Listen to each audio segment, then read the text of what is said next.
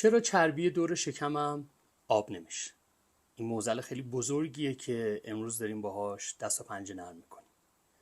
یکی از اتفاقهایی که باعث میشه چربی دور شکم ما آب نشه، با اینکه داریم حالا غذای خوبی میخوریم، با اینکه داریم محصولات ارگانیک مصرف میکنیم، ورزش داریم میکنیم، این هستش که وقتی تو محیط کار هستیم یا حتی منزل فرق نمیکنه، عادت به ریزه‌خواری نامعلوم کردیم. این ریزه‌خواری نامعلوم چی هستش؟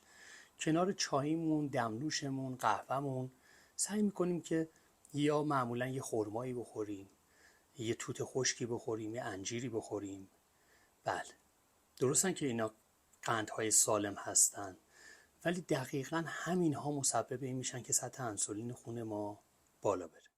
یا بعضی از دوستان موقع ورزش یا روی تردمیل شروع میکنن به خوردن قند مثل موز، مثل خرما، مثل مولتی ویتامین جوشان یا قرص ویتامین سی جوشان رو توی آبشون میذارن و هی دارن مصرف میکنن.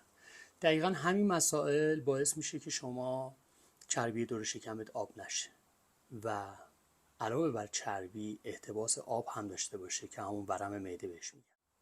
خوردن توت خشک، خرما، موز یا حتی شکلات تلخ، اینها ایرادی نداره، ولی اینکه چه زمانی و چه ساعتی مصرف بشه خیلی مهمه. فرمول خیلی ساده است، اینه که شما روزتون رو، ساعت بیداریتون رو تقسیم بکنید و فاصله زمانی های 2 ساعت و نیم و 3 ساعت. توی این 2 ساعت و نیم شما باید روزه محض باشید.